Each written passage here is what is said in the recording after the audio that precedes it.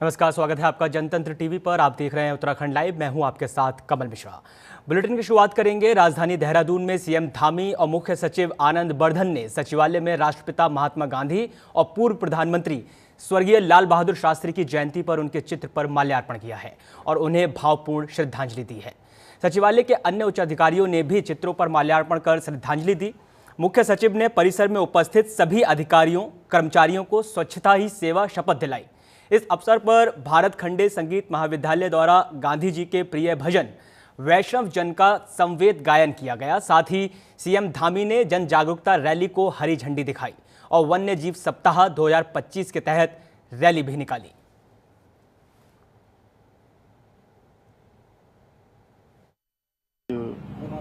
विजयदशमी का पर्व भी है। मैं विजयदशमी पर्व की सभी को बधाई देता हूँ, शुभकामनाएं देता हूँ। अधर्म पर धर्म की जीत के रूप में, अन्याय पर न्याय की जीत के रूप में प्रत्येक वर्ष हम विजयदशमी मनाते हैं। हमारे अंदर कहीं भी जो भी इस प्रकार की खराबियां हैं, कमियां हैं, उन सभी को आज का दिन विस्मृत करने का, छोड़ने का दिन भी है। मैं सभी को विजयदशमी की बधाई देता हूँ। और आज महात्मा गांधी जी की जयंती भी है, लाल बहादुर शास्त्री जी की जयंती है। उन दोनों महापुरुषों को भी नमन करता हूँ। और रुख करेंगे अगली खबर की ओर। मुख्यमंत्री पुष्कर सिंह धामी ने उत्तराखंड राज्य आंदोलन के दौरान अपने प्राणों की आहुति देने वाले राज्य आंदोलनकारियों की स्मृति में शहीद स्थल रामपुर तिराहा यूपी मुजफ्फरनगर में आयोजित श्रद्धांजलि समारोह में भाग लिया है। राज्य आंदोलनकारी शहीदों को श्रद्धांजलि अर्पित कर उनके अदम्य साहस और बलिदान को नमन किया गया। राज्य आंदोलनकारियों के संघर्ष और बलिदान से ही उत्तराखंड राज्य का निर्माण संभव हो सका है। सरकार आंदोलनकारियों और शहीदों के परिजनों के कल्याण हेतु निरंतर संकल्पित है और उनके हितों और सम्मान की रक्षा के लिए हर संभव कार्य कर रही है। इस दौरान सीएम ने कहा कि ये दिन उत्तराखंड के इतिहास में काले अक्षरों में लिखा जाएगा और हमें हमेशा याद दिलाएगा कि कैसे हमारे आंदोलनकारियों, हमारे शहीदों, हमारी माताओं और बहनों ने उत्तराखंड के स्वाभिमान के लिए अपने प्राणों की आहुति दी।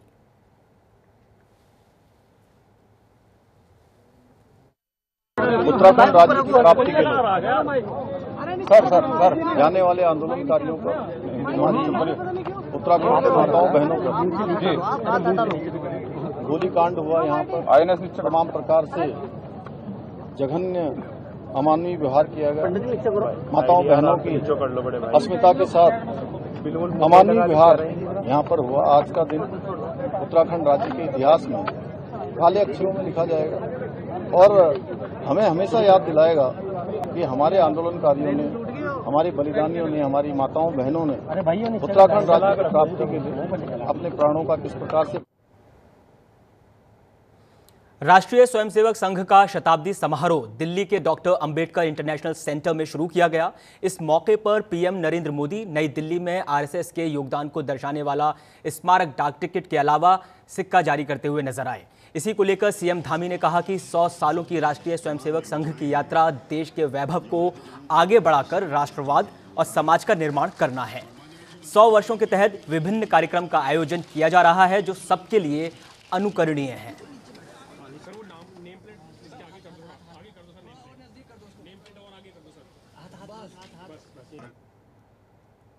और रुख करेंगे अगली खबर की ओर। सीएम धामी ने पिथौरागढ़ और अल्मोड़ा जिलों को जोड़ने वाली नई हेलीकॉप्टर सेवाओं का उद्घाटन किया है, जिससे कनेक्टिविटी बढ़ेगी और पर्यटन को बढ़ावा मिलेगा। पिथौरागढ़ और मुनस्यारी के साथ साथ हल्द्वानी और अल्मोड़ा के बीच एक नई हेलीकॉप्टर सेवा का वर्चुअल उद्घाटन किया गया है। उन्होंने कहा, इन क्षेत्रों की प्राकृतिक सुंदरता, संस्कृति, पर्यावरण और विरासत पर्यटकों के लिए प्रमुख आकर्षण है और नई सेवाओं से यात्रा का समय काफी कम होगा और कनेक्टिविटी में भी सुधार होगा। आज हम उड़ान योजना के अंतर्गत पिथौरागढ़ से मुनस्यारी के साथ साथ हल्द्वानी से अल्मोड़ा के बीच हेली सेवाओं का शुभारंभ करने जा रहे हैं। भाइयों बहनों, अल्मोड़ा उत्तराखंड का प्राचीन नगर होने के साथ साथ ऐतिहासिक एवं सांस्कृतिक रूप से भी अत्यंत महत्वपूर्ण है। अल्मोड़ा की प्राकृतिक सुंदरता, शांत वादियां, हरे भरे पहाड़, ऐतिहासिक मंदिर, समृद्ध संस्कृति देश और दुनिया भर के पर्यटकों को, श्रद्धालुओं को आकर्षित करती है। साथ ही नंदा देवी मंदिर, कसार देवी मंदिर, बिनसर वाइल्ड लाइफ सेंचुरी जैसे स्थल अल्मोड़ा को विशेष बनाते हैं। इसके साथ ही यहाँ के हस्तशिल्प, ऊनी वस्त्र, स्थानीय व्यंजन भी अपनी एक विशिष्ट पहचान रखते हैं। इस हेली सेवा की शुरुआत से अब इन प्राकृतिक और सांस्कृतिक धरोहरों का आनंद लेने वाले पर्यटक आसानी से अल्मोड़ा तक पहुंच सकेंगे। वर्तमान में हल्द्वानी से अल्मोड़ा में पहुंचने में लगभग 4 घंटे लग जाते हैं और इस सेवा के प्रारंभ होने से ये यात्रा कुछ ही मिनटों की रह जाएगी, जिससे किसी इमरजेंसी की स्थिति में इन क्षेत्रों में रहने वाले लोगों को भी बहुत मदद मिल। और रुख करते हैं अगली खबर की ओर। सीएम धामी ने देहरादून में शहरी विकास विभाग की विभिन्न योजनाओं के शिलान्यास और उद्घाटन समारोह में भाग लिया है। इस दौरान उन्होंने कहा कि इन सबसे रोजगार के अवसर बढ़ रहे हैं। पर्यटन के क्षेत्र में, कृषि के क्षेत्र में नई संभावनाओं के द्वार भी खुल रहे हैं। इसी का परिणाम है कि विभिन्न चुनौतियों के बावजूद हमारे प्रदेश ने उल्लेखनीय रूप से उपलब्धियां हासिल की हैं और नए नए कीर्तिमान स्थापित किए हैं, जिनकी पहुंच आज हमें पूरे देश में सुनाई दे रही है। गांव से न केवल रोजगार के अवसर बढ़ रहे हैं, बल्कि पर्यटन के क्षेत्र में, कृषि के क्षेत्र में नई संभावनाओं के द्वार भी खुल रहे हैं। इसी का परिणाम है विभिन्न चुनौतियों के बावजूद हमारे प्रदेश ने उल्लेखनीय रूप से उपलब्धियां हासिल की हैं और नए नए कीर्तिमान स्थापित किए हैं, जिनकी गूंज आज हमें पूरे देश में सुनाई दे रही है। ये हम सभी के लिए गर्व का विषय है कि नीति आयोग द्वारा जारी सतत विकास के लक्ष्यों को प्राप्त करने में इंडेक्स में हमारे प्रदेश को देश में पहला स्थान। पूर्व कैबिनेट मंत्री हरक सिंह रावत के पिता नारायण सिंह रावत के कुछ दिन पहले आकस्मिक निधन होने की खबर आई थी, जिसको लेकर अपनी शोक संवेदनाएं प्रकट करने पूर्व मुख्यमंत्री रमेश पोखरियाल निशंक श्रीनगर में उनके आवास पर पहुंचे। उनके परिवार से मुलाकात की गई। उन्होंने कहा कि व्यक्तिगत तौर पर भी उनके पिता के साथ उनके अच्छे संबंध रहे हैं। अचानक इस तरह के दुखद समाचार से उनका मन भी व्यथित है। वहीं इस दुख की घड़ी में बद्रीनाथ विधायक लखपत बुटोला व कांग्रेस जिला अध्यक्ष विनोद नेगी समेत कई नेता मौजूद रहे। अन्य कांग्रेसियों ने भी मुलाकात की है। हरक सिंह रावत के घर में शोक संवेदना प्रकट करने वालों में कई नेताओं और जनप्रतिनिधियों के अलावा उनके करीबी लोग शामिल थे। हरक सिंह जी के पिताजी का भी कुछ ही दिन पहले देहांत हुआ। ताऊ जी से मेरे बहुत घनिष्ठ संबंध थे। मुझे व्यक्तिगत भी बहुत स्नेह और प्यार करते थे। तो हम लोगों के लिए बहुत दुखद ये समाचार था कि उनका देहांत होगा, वो भी अचानक। 90 वर्ष की आयु में भी वो चलते फिरते रहे और अंत क्षण तक। तो आज मैं ताई जी को भी मिलने आए यहाँ और हरक सिंह जी को भी समय। देखिए, पूर्व कैबिनेट मंत्री माननीय हरक सिंह रावत जी के जो पिताजी थे, उन्होंने देश की सेवा भी की। बहुत लंबे समय तक इस देश के सेवा में हो रहे और उनका स्वर्गवास हुआ विगत दिनों में। और पूरे प्रदेश से, देश से सब लोग उनको यहाँ पे परिवार से मिलने के लिए, शोक संवेदना देने के लिए आए। उसी परिप्रेक्ष्य में मैं भी आया हूँ और मैं इस दुख की घड़ी में पूरे परिवार के साथ खड़ा हूँ। पूरा उत्तराखंड उनके साथ खड़ा है और हम चाहते हैं कि ईश्वर से प्रार्थना करता हूँ बद्रीनारायण से कि मृत आत्मा को अपने स्थान में, अपने चरणों में स्थान दे और उनकी आत्मा को शांति मिले। और बुलेटिन में वक्त हो चला एक छोटे से ब्रेक का। ब्रेक के बाद भी लगातार सूचनाओं का सिलसिला जारी है। बने रहिए जनतंत्र टीवी के साथ।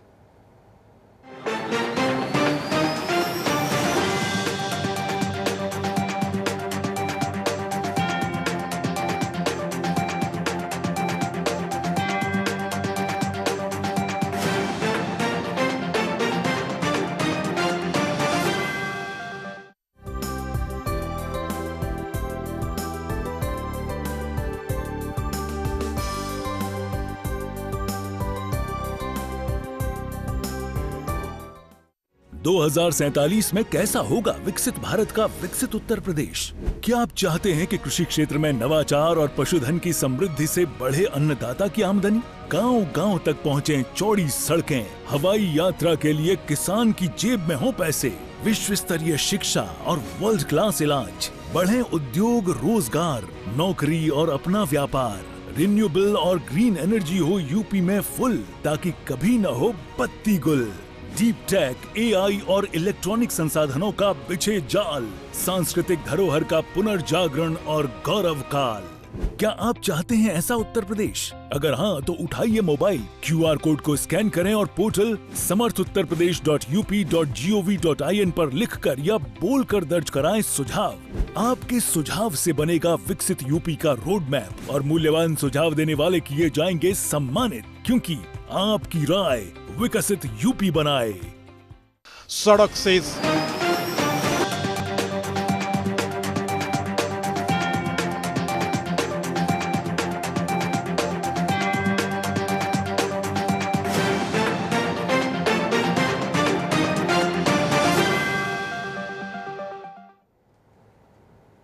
और ब्रेक के बाद एक बार फिर स्वागत है। रुख करते हैं अगली खबर की ओर, जो राजधानी देहरादून से है, जहां एसआईआर को लेकर कांग्रेस नेता हरीश रावत ने बयान दिया है, जिसमें उन्होंने कहा कि चुनाव आयोग ने अपनी विश्वसनीयता खो दी है और बिहार चुनाव से पहले वे जिस कवायद को एसआईआर कह रहे हैं, उन्होंने जो सूची जारी की है उसमें वे बार बार कहते हैं कि घुसपैठिए हैं, लेकिन अब उन्हें हमें बताना चाहिए कि मतदाता सूची से कितने घुसपैठियों के नाम हटाए गए हैं।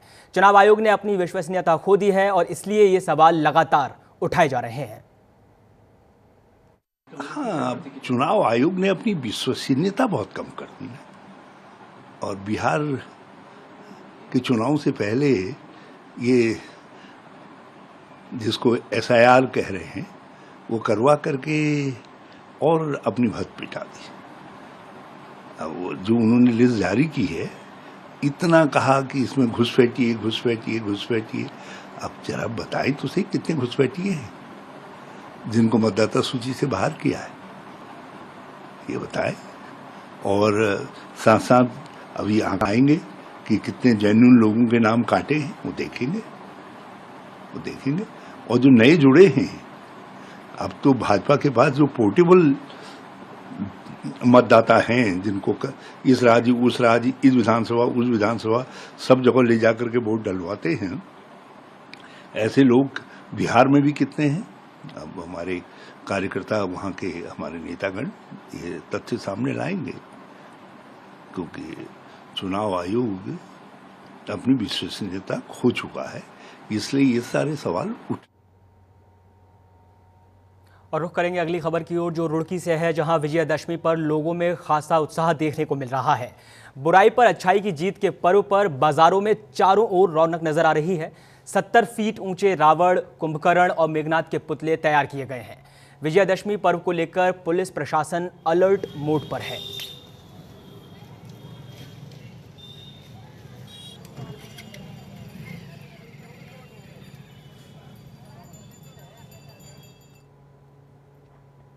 और अगली खबर भी राजधानी देहरादून से, जहां आज दशहरे का त्यौहार मनाया जाएगा। देहरादून के परेड ग्राउंड में दशहरे के मेले का आयोजन होगा। 121 फीट के रावण का पुतला आकर्षण का केंद्र बना हुआ है। साथ ही सुरक्षा के पुख्ता इंतजाम किए गए हैं। शाम 6 बजे के आसपास रावण के पुतले का दहन किया जाएगा। जगह जगह पुलिस बल की तैनाती भी रहेगी।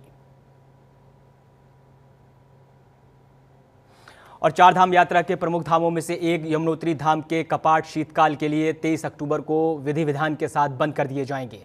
कपाट बंद होने के बाद मां यमुना के दर्शन भर कर उनके शीतकालीन प्रवास गद्दी स्थल यमुना मंदिर खरसाली में की जाएगी। नवरात्र के पावन पर्व विजयदशमी के अवसर पर यमुनोत्री मंदिर समिति ने कपाट बंदी की तिथि और समय घोषित किया है। समिति के प्रवक्ता पुरुषोत्तम उनियाल ने बताया कि 23 अक्टूबर गुरुवार कार्तिक शुक्ल सप्तमी को 12:30 पर विशाखा नक्षत्र, आयुष्मान योग और अमृत बेला में मां यमुना के कपाट बंद किए जाएंगे। परंपरा अनुसार सम्मेश्वर देवता की डोली की अगुवाई में मां यमुना की उत्सव डोली शीतकालीन प्रवास खरसाली स्थित यमुना मंदिर के लिए प्रस्थान करेगी। यहां आगामी 6 महीने तक मां यमुना की पूजा अर्चना और दर्शन किए जा सकेंगे। मां यमुना जी के कपाट बढ़ाए जाने का मुहूर्त श्री यमुनोत्री मंदिर समिति द्वारा पंचांग गणना के अनुसार तय किया जाता है, जो इस प्रकार है। मां यमुना जी के कपाट यमुनोत्री धाम में दिनांक 23 अक्टूबर 2025 संवत 2082 शक 1947 कार्तिक शुक्ल यम द्वितीया सप्त प्रविष्ट गुरुवार विशाखा नक्षत्र आयुष्मान योग धनु लग्न अमला के समय आता है 12:30 पे। समस्त श्रद्धालुओं के लिए मां यमुनोत्री धाम में मां यमुना के कपाट सभी श्रद्धालुओं के लिए बढ़ा दिए जाएंगे। उसी के बाद जो है 23 अक्टूबर के बाद मां यमुना जी के दर्शन शीतकालीन प्रवास खुशी मठ खरसाली में आगे दिया तक जो है। और रुक कर अगली की ओर कांगड़ी रामनगर विधानसभा में बीजेपी पूर्व मंडल अध्यक्ष मदन जोशी ने बयान दिया है, जिसमें उन्होंने कहा कि सीएम धामी द्वारा लव जिहाद, लैंड जिहाद, मजार जिहाद पर कड़ी कार्रवाई को अंजाम दिया जा रहा है। सीएम धामी से मांग की गई है कि जो लोग नाबालिग लड़कियों से छल कर रहे हैं, ऐसे लोगों के घरों पर बुलडोजर कार्रवाई होनी चाहिए।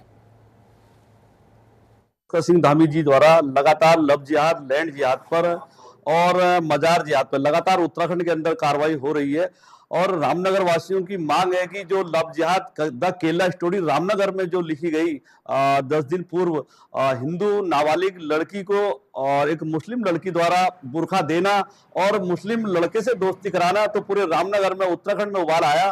तो एक मैसेज दिया गया है कि माननीय मुख्यमंत्री से मांग की गई है, नाबालिग बच्चियों के साथ जो छल कर रहे हैं ऐसे लोगों के घर पे बुलडोजर चलाने की मांग की गई है। जब एक जिहादी के घर पे बुलडोजर चलेगा तो मुझे लगता है कि कहीं ना कहीं उत्तराखंड के अंदर इस लव जिहाद पे तभी लगाम लगेगी। और हम स्कूलों में जाकर अभिभावक संघ के साथ बैठक कर रहे हैं।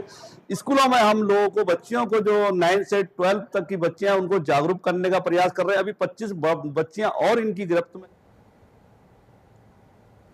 और अगली खबर उत्तरकाशी से, जहां सूचना महानिदेशक वंशीधर तिवारी दिवंगत पत्रकार राजीव प्रताप के निधन पर शोक संवेदना प्रकट करने उनके दीपनगर स्थित आवास पहुंचे। उन्होंने परिजनों को हर संभव मदद का आश्वासन दिया है। उन्होंने कहा कि सरकार इस दुख की घड़ी में परिवार के साथ खड़ी है और हर तरह से सहयोग सुनिश्चित किया जाएगा। वंशीधर ने बताया कि पुष्कर सिंह धामी ने वरिष्ठ पत्रकार राजीव प्रताप के निधन पर गहरा शोक व्यक्त किया है। मुख्यमंत्री ने परिजनों के प्रति संवेदनाएं प्रकट करते हुए घटना की गहन और निष्पक्ष जांच के निर्देश भी दिए हैं। मुख्यमंत्री के निर्देश पर पुलिस ने इस मामले की जांच के लिए एसआईटी का गठन कर दिया है। उत्तरकाशी के पुलिस उपाधीक्षक की अध्यक्षता में गठित यह टीम हर पहलू से जाँच करेगी और पूरी पारदर्शिता के साथ सच्चाई सामने लाएगी। दिनांक 19 को राजीव प्रताप के परिवारजनों द्वारा राजीव की मिसिंग के संबंध में थाने में सूचना दी गई थी। उसके पश्चात हमारे द्वारा जो विभिन्न सीसीटीवी फुटेजेस का अवलोकन किया गया, जिसके पश्चात हमको ये पता चला कि 18 तारीख की रात में राजीव प्रताप अपने दोस्तों के साथ थे और उसके बाद अपने दोस्त की गाड़ी लेकर के गंगोरी की तरफ चले गए थे। जो हमारे पास फुटेज आई है 11:39 पर, जिसमें कि ये अकेले गाड़ी चलाते हुए दिखाई दे रहे हैं। उसके बाद 500 मीटर दूर पर ही जो घटना स्थल है, जहां पर अगले दिन उसके पास ही हमें इनकी गाड़ी मिली। उसके पश्चात से हम लोग लगातार इनकी सर्च कर रहे थे। गाड़ी को भी बाहर निकाल करके जब चेक किया गया तो उसके अंदर इनकी चप्पल मिली। उसके पश्चात से नदी में हमारे द्वारा लगातार सर्चिंग की गई। दिनांक 28 को इनकी डेड बॉडी जोशियाड़ा बराज से मिली थी। उसके पश्चात पंचायतनामा और पोस्टमार्टम की कार्रवाई की गई। पोस्टमार्टम रिपोर्ट में भी इनकी डेथ जो है चेस्ट और एब्डोमिनल इंजरीज, इंटरनल इंजरीज के कारण होना बताया है, जिसमें डॉक्टर द्वारा इस तरीके की चोटें एक्सीडेंटल इंजरीज होना बताया गया और उसी से उनकी मृत्यु की संभावना बताई गई है। इसके पश्चात घर वालों द्वारा क्योंकि कई अन्य फैक्ट भी लाए गए थे, तो वो सारी चीज़ें हम लोग विवेचना में उन सारी चीज़ों को वेरीफाई कर रहे हैं और वर्तमान में विवेचना की कार्रवाई प्रचलित है। और इस बुलेटिन में फिलहाल इतना ही। देश, दुनिया और राज्य की ताज़ा तरीन खबरों के लिए आप बने रहिए लगातार जनतंत्र टीवी के साथ। नमस्कार।